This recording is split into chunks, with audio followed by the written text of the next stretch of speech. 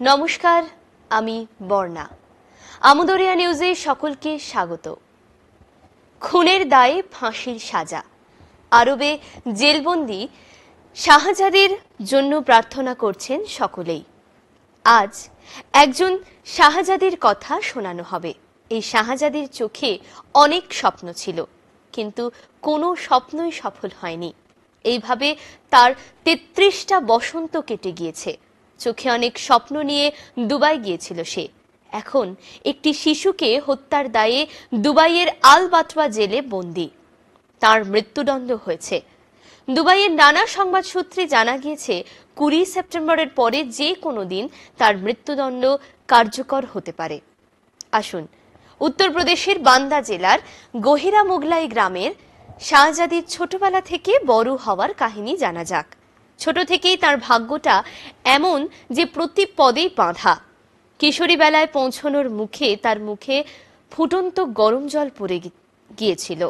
দীর্ঘ চিকিৎসার পরে সে বেঁচে যায়, কিন্তু মুখের চামড়া সব কুঁচকে যায়। করোনাকালে শাহজাদির সঙ্গে ফেসবুকে বন্ধুত্ব পাতায় উজাইর খান বলে এক ব্যক্তি। সে কিছুদিন পরে শাহজাদিকে প্রস্তাব দেয় দুবাইয়ে নিয়ে গিয়ে মুখের চামড়া ঠিক করিয়ে দেবে। এমন ব্যবস্থা তার হাতের মুঠোয়, সেই জন্য কোনো টাকাও লাগবে না, বরং চিকিৎসার পরে সেখানে হাসপাতালের কর্মীর কাজ মিলতে পারে। উজাইর জানিয়েছিল তার চাচা এবং খালা আবুধাবিতে থাকেন এবং তারা একটি ট্যুরিস্ট ভিসা নিয়ে সাহায্য করতে পারে। উজাইর নিজেকে সমাজকর্মী বলেই পরিচয় দেয়।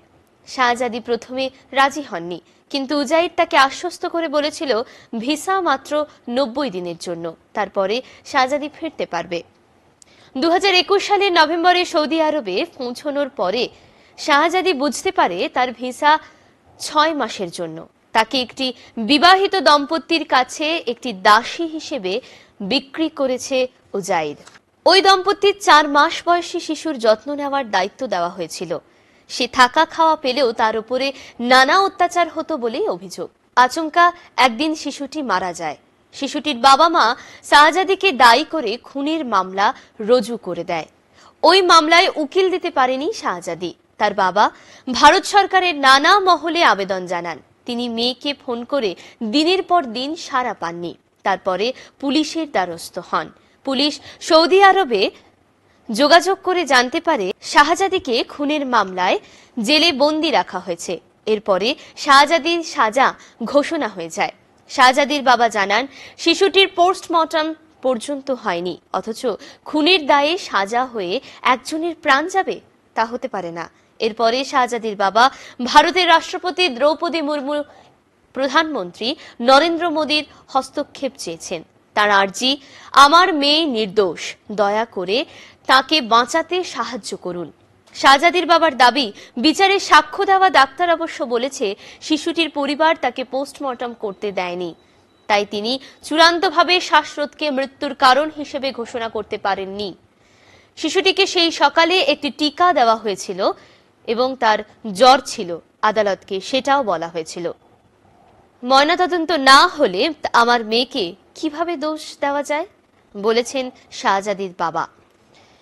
গত জুলাই মাসে শাহজাদির বাবা উজাইয়ের বিরুদ্ধে তার মেয়েকে প্রতারণা ও পাচারের অভিযোগে পুলিশে অভিযোগ দায়ের করেন। উজাইর পালিয়ে যায়। শাহজাদির মৃত্যুদণ্ড কার্যকর হওয়ার কথা ছিল গত বছরের ২রা মেতে, কিন্তু সৌদি আরবে বন্যার কারণে এবং রাজপরিবারের সদস্য শেখ হাজ্জা বিন সুলতান বিন জায়েদ আল নাহিয়ান মারা যাওয়ার পরে এটি স্থগিত করা হয়। কিন্তু শাহজাদির বাবা জানতে পারেন ২০ সেপ্টেম্বরের পরে যে কোনো সময় তার ফাঁসি ঘোষণা করা হবে, অর্থাৎ তাকে ফাঁসি দেওয়া হতে পারে। আজ এই পর্যন্তই। ধন্যবাদ।